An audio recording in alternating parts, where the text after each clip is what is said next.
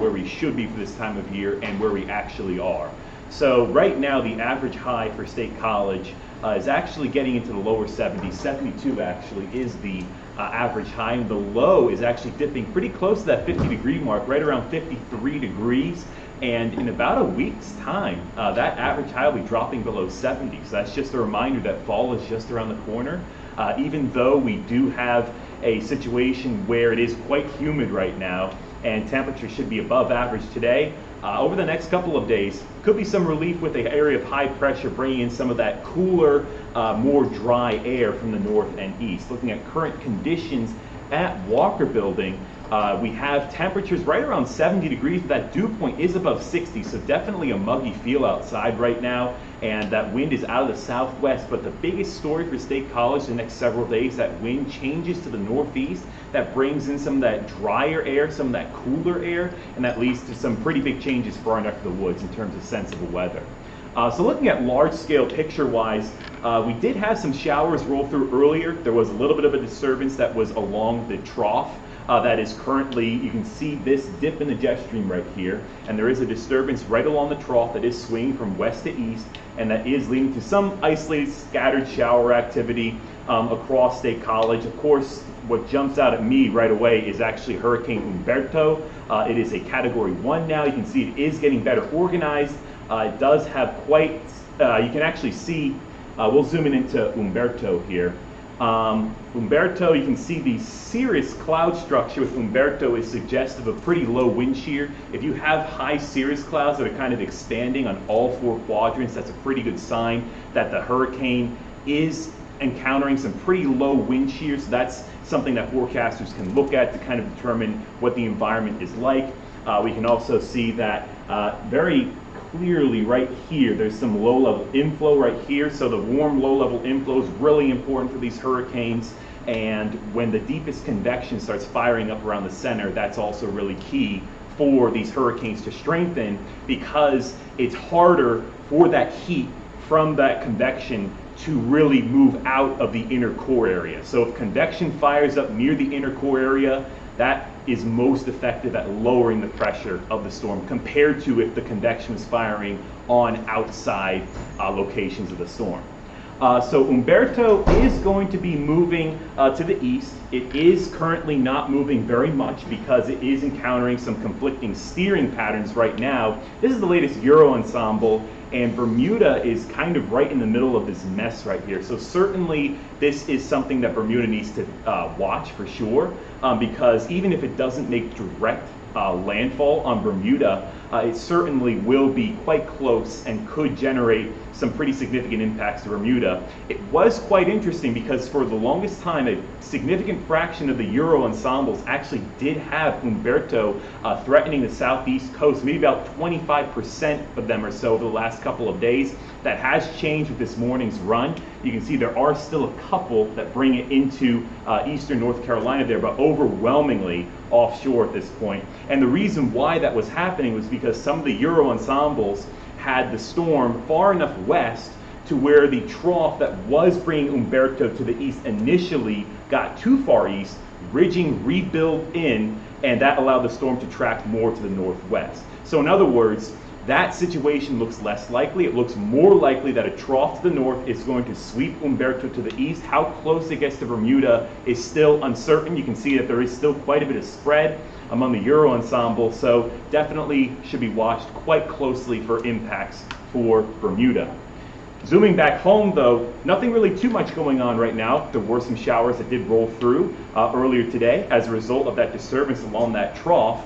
And this is really the most significant impacts why State College will see for the next several days or so. And the reason for that is actually something we can look large scale here. And we'll look at the NAM to kind of visualize the pressure patterns here. So here we have, you know, Humberto, the very significant area of low pressure, but I want to draw your attention to this area of high pressure right here actually, because that actually builds across the state, and that does lead to a more northeasterly flow. And we'll zoom in onto State College here so you can see the low-level winds at the surface, and you can see that the winds do start off as southwesterly. They are on the weaker side, And then once that high pressure does slide on through, notice the wind direction here in State College does shift out of the northeasterly direction. That is very significant for two reasons. The first reason is that it leads to lower dew points. The second reason is that it leads to lower temperatures. So in terms of sensible weather impacts, we can actually visualize this with the surface temperatures.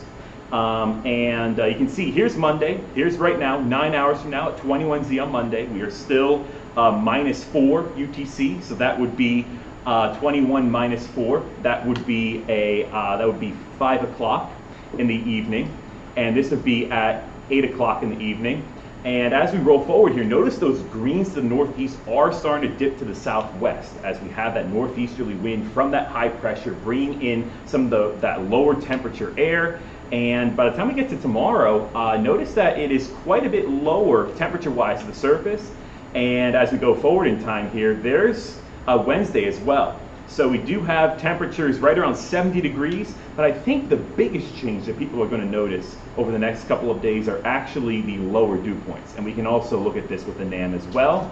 So currently, as we saw before, dew points are right around the 60-degree mark, middle 60s right now. So it is definitely quite muggy outside right now. But as we roll forward, once again, that northeasterly wind is going to bring that drier air from the northeast to the southwest, and that is going to lead to some lower humidity, which is a great situation in terms of people who are looking for relief from those muggy conditions.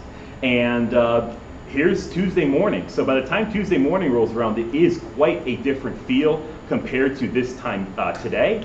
And that's still the same case for tomorrow and Wednesday.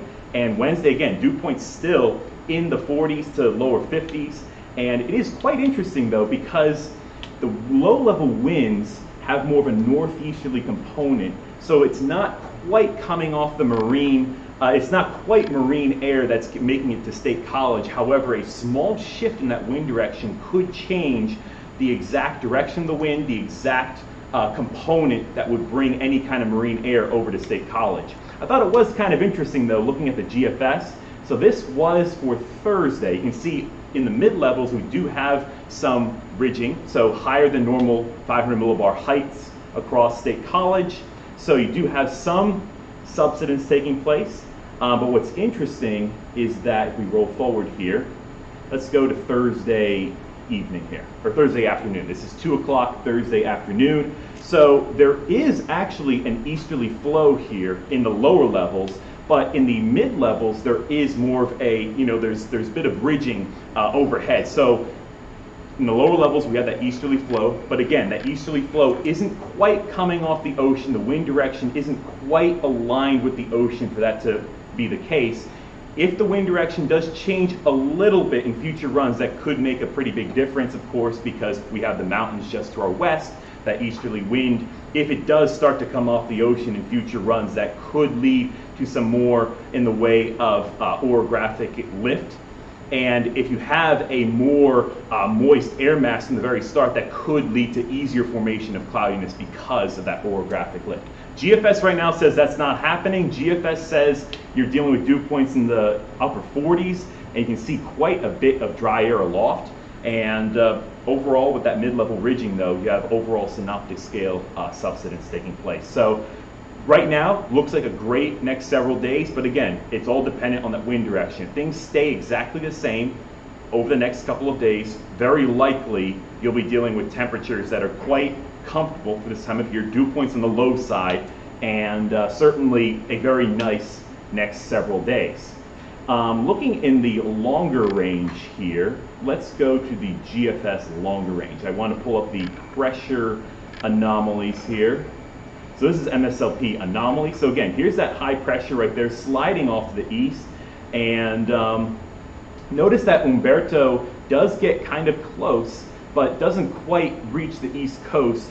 Very likely, again, Umberto does stay offshore compared to, coming in closer. Certainly in terms of impacts to the east coast, you are likely to see some kind of rip current effects, some kind of swells, waves. So certainly some impacts on the east coast for sure, but in terms of direct impacts from rain and wind, that looks pretty unlikely at this point. And a very similar situation actually to what we saw in 2017 actually with Jose and Maria. So when Hurricane Jose was kind of stalled off the east coast, it actually created a weakness in the upper level ridge to the north of Hurricane Maria, and that allowed for Maria to actually curve out to sea. That could very well be the case with this next system right here. The National Hurricane Center actually does have this system outlined, and both the Euro and the GFS are developing this system. NHC next 5 days gives us a 90% chance of developing, and if this were to get named, it would be Imelda, the I named storm for the season, as we have Umberto right here.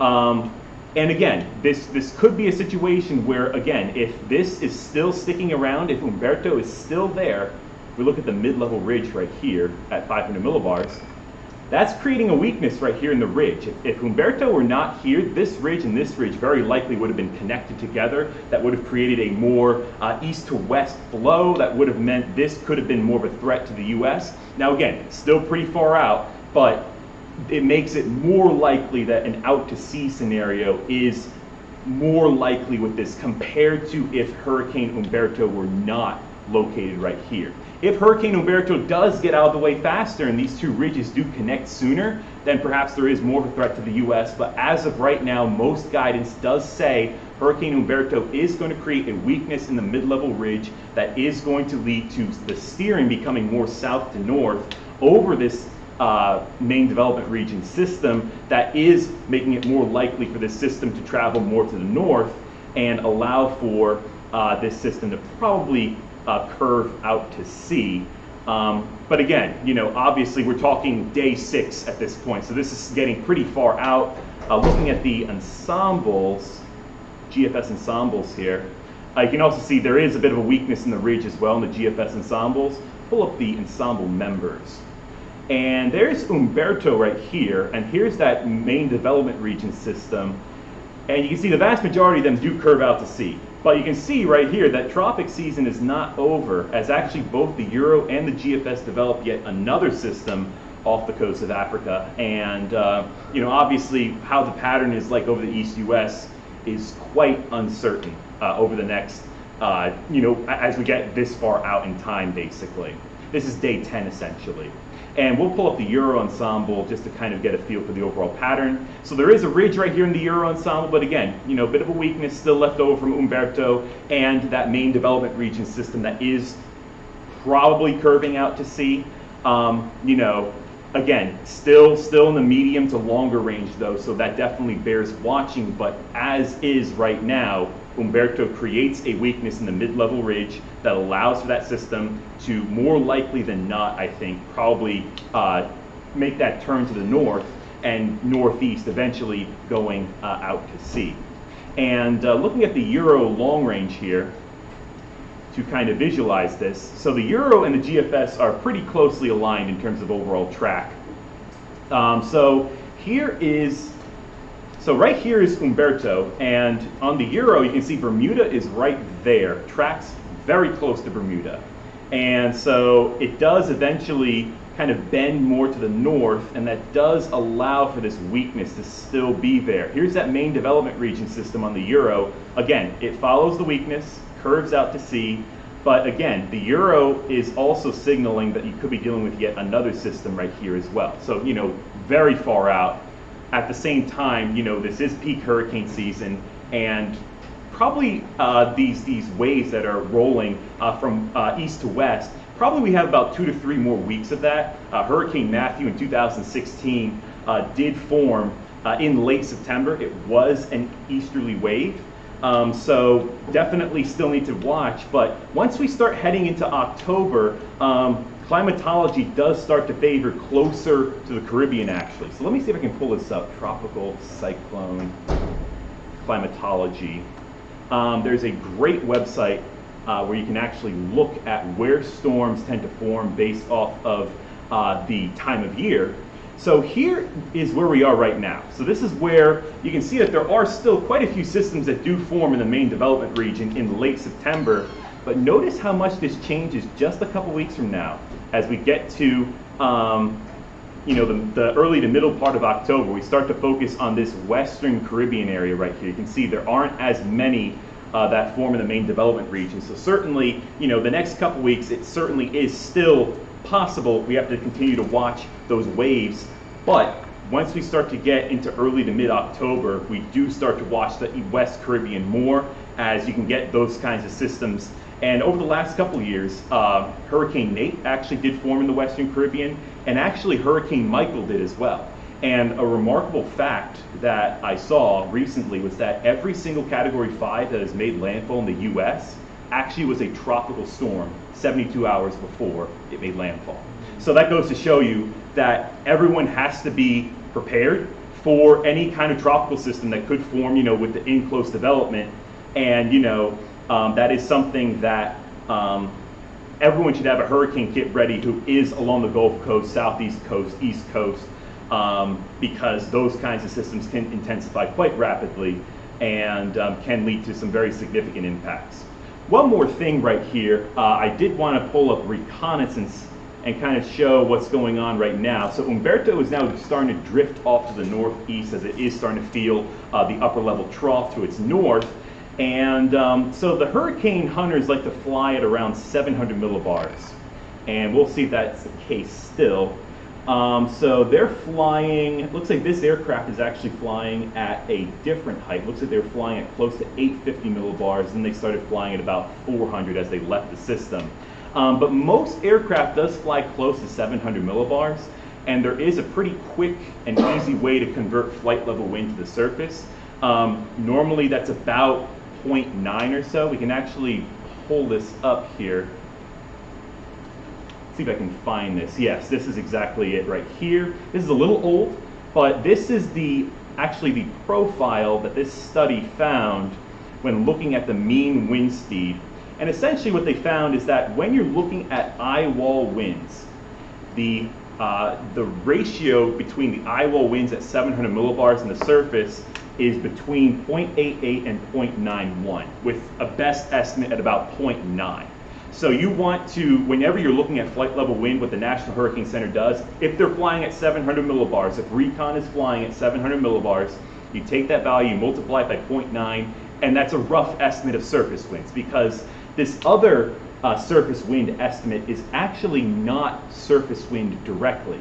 This SFMR value right here is actually measuring how agitated the wave field is. So, and based off of how agitated the wave field is, you can get a approximation for what surface winds could be like. But you can also get, direct observations from flight level wind and then convert that to surface wind using that 0.9 relationship. And, depending on what level you're flying at, you could get a different value for the conversion. And so this is the eye wall right here. So you can see there's a different relationship here compared to if you were flying, say, like on the outer part of the storm. But essentially, Umberto is going to be moving to the north and to the east, and it is probably going to strengthen. So most likely, once recon is still flying into this, we are probably going to see those winds continue to increase, and eventually Umberto could strengthen to a Category 2 hurricane. The official forecast from the NHC, let's pull that up right here. The official forecast from the NHC does bring this to Category 3 actually at 115 miles an hour. And again, gets quite close to Bermuda, but still some time to iron out those details. All right. Well, any questions for Paul? Anybody? After today, when does it rain here? That's a great question. I would imagine whenever the next frontal system moves in. Let's quickly pull this up here. So that high pressure is sticking around for a while. So there's the showers today. I'll frame it this way. What's the probability we go an entire week after today with less than 1/10 of an inch of rain? I'd say that's quite probable.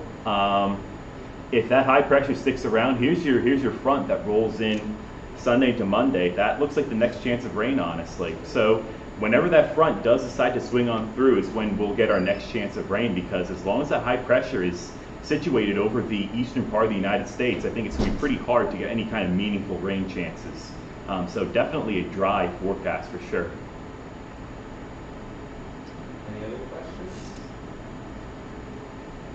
All right. Thanks for coming. Thank you, Paul. Thanks, Paul. Thank you.